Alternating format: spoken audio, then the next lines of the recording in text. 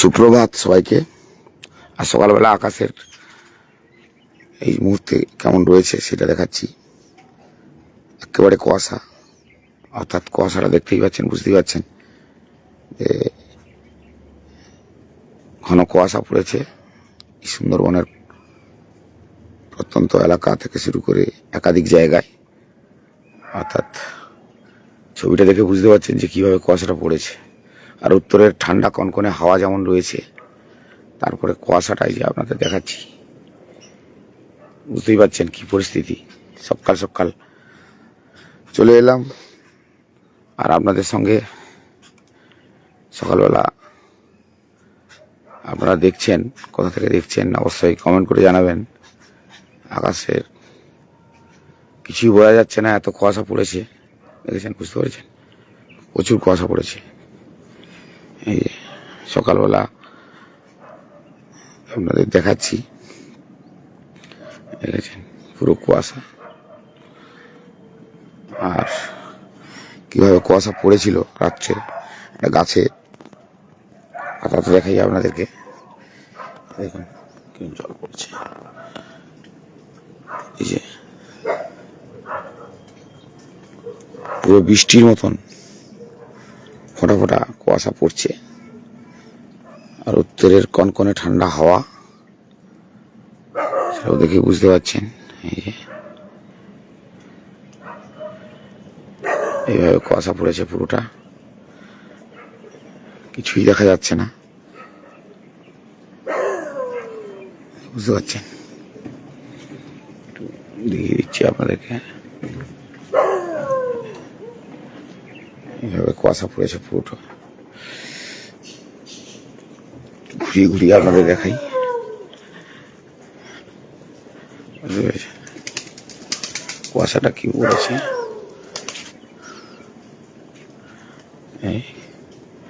দূরে কিছুই দেখা যাচ্ছে না, এতটা কুয়াশা পড়েছে।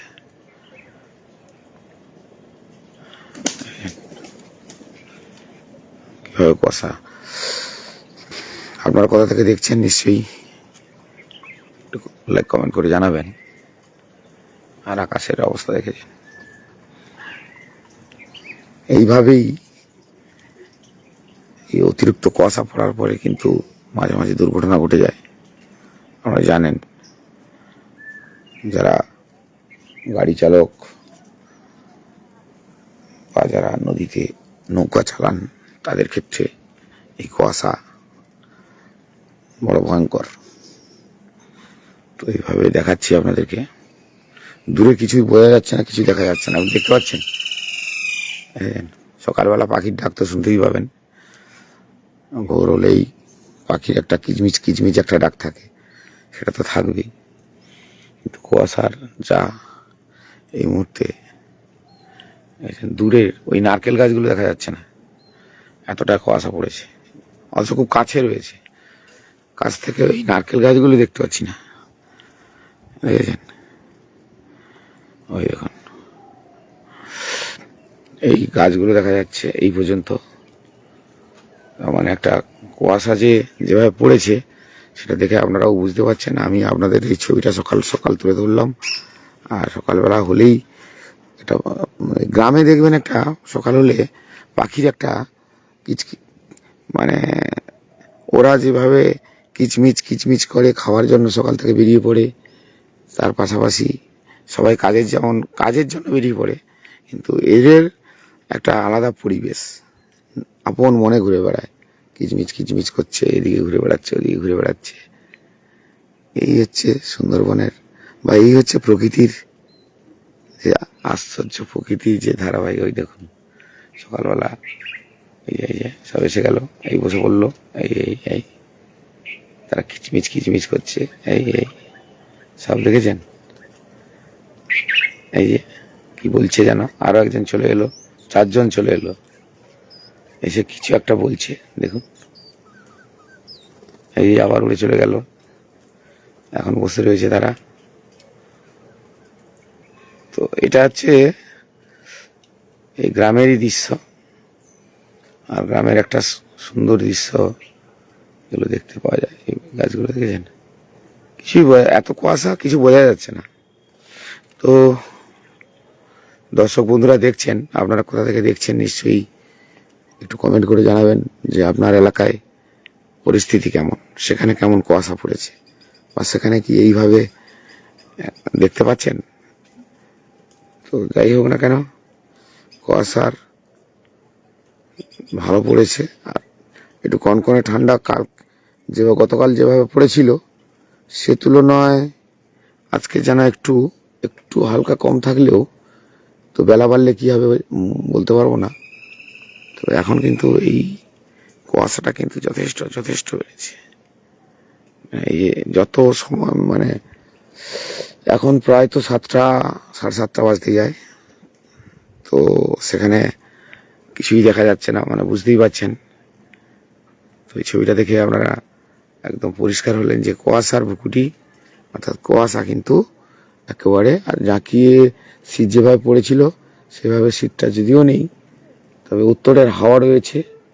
তো উত্তরের যে হাওয়াটা রয়েছে সেখানেও কিন্তু ঠান্ডা ঠান্ডা ভাব রয়েছে, এবং ঠান্ডাটা শীত যেহেতু পড়বে বলেই দিয়েছে আবহাওয়া দপ্তর, তো সেক্ষেত্রে শীতের একটা রয়েছে। আর দূরে কিছুই দেখতে পাচ্ছেন না, দেখতে পাচ্ছেন কিছু ওই নারকেল গাছগুলো দেখতে পাচ্ছেন ধীরে ধীরে ধীরে ধীরে কেউ দেখে পড়েছেন। এই আম গাছগুলো দেখতে পাচ্ছেন, দেখুন ওই দূরে কিছুই দেখা যাচ্ছে না, এই একটা গাছ দেখতে পাচ্ছেন এই এই পর্যন্ত। যাই হোক, এতক্ষণ আপনাদের দেখালাম যে আকাশ কেমন রয়েছে, আকাশের পরিস্থিতি কেমন রয়েছে, সব মিলিয়ে এইরকম একটা পরিস্থিতি। দূরে কোনো কিছু দেখা যাচ্ছে না। সকালবেলা আকাশের একটা আপডেট আপনাদেরকে, মানে ওয়েদার আপডেট একটা দিয়ে দিলাম। নিশ্চয়ই আপনারা সবাই ভালো থাকবেন। আর সবাইকে বলবো গুড মর্নিং, যেমন বলছেন থ্যাংক ইউ, আপনাকে ধন্যবাদ। যেহেতু এরকম একটা সামনে গঙ্গাসাগরের মেলা, বুঝতে পারছেন, গঙ্গাসাগরের মেলার আগেই যদি এইভাবে কুয়াশা পড়ে তাহলে কিন্তু দিক নির্ণয় করা। এই যে গঙ্গাসাগরের মেলার সময় আমরা মাঝে মাঝে বলে থাকি বা প্রায় বলি যে ভেসেল পারাপার যারা হয় বা পুণ্যার্থীরা যারা যায় গঙ্গাসাগরে, তো সেখানে তাদের ক্ষেত্রে এই সমস্যাটাই হয়। কারণ জোয়ার থাকলেও, যেহেতু মুড়িগঙ্গা নদীতে জোয়ার থাকলেও এইরকম একটা পরিস্থিতির উপর তারা মাঝে মাঝে চড়ে আটকে যায়, ভেসেল নিয়ে উঠে পড়ে। তো এই সমস্যাগুলো হয়, যদিও পোলের সেতুর শিলান্যাস হয়েছে সবাই জানেন। তো আগামী দিনে নিশ্চয়ই পুণ্যার্থীর যেমন নিত্যযাত্রী সবারই কতটা কী সুবিধা হয়।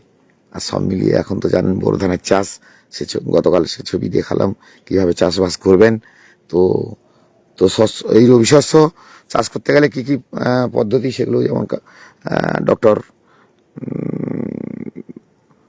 হীরক বন্দ্যোপাধ্যায় আমাদের মুখোমুখি বলে দিয়েছিলেন। তো উনি যেহেতু ডক্টর বিধানচন্দ্র কৃষি গবেষণা আঞ্চলিক গবেষণা কেন্দ্রের উনি দায়িত্বে রয়েছেন, উনি বিজ্ঞানী, তো উনি বলে দিয়েছিলেন কীভাবে চাষ করবেন। কী চাষিদের ক্ষেত্রে, কৃষক বন্ধুদের ক্ষেত্রে এটা নিশ্চয়ই গুরুত্বপূর্ণ, খুবই আমরা দেখিয়েছিলাম। তো যাই হোক, এই সকালের আপডেট দিতে এসে আপনাদের সঙ্গে গল্প এতক্ষণ হলো। নিশ্চয়ই সবাই ভালো থাকবেন আর সকাল থেকে দিনটা ভালো করে কাটান, কারণ সকালের শুভ হোক সবার। আর কোনো কিছু আপনার কাছে জানা থাকলে বা আপনাদের এলাকায় কোনো কিছু খবর থাকলে নিশ্চয়ই আমাদের হোয়াটসঅ্যাপে নাম্বার দেওয়া থাকে, আপনারা হোয়াটসঅ্যাপে আমাদেরকে মেসেজ করতে পারেন, পাঠাতে পারেন, লিখে পাঠাতে পারেন, বা ভিডিও পাঠাতে পারেন। আমরা বিবেচনা করে নিশ্চয়ই দেখব যে সব খবরের সত্যতা যাচাই না করে খবরটা ছাড়া যায় না, অবশ্যই সেটা আমরা দেখে নেব, তারপরে কিছু একটা করা যাবে। সবাইকে বলবো এতক্ষণ আমার সঙ্গে ছিলেন, থাকলেন, আর ভালো থাকুন সবাই।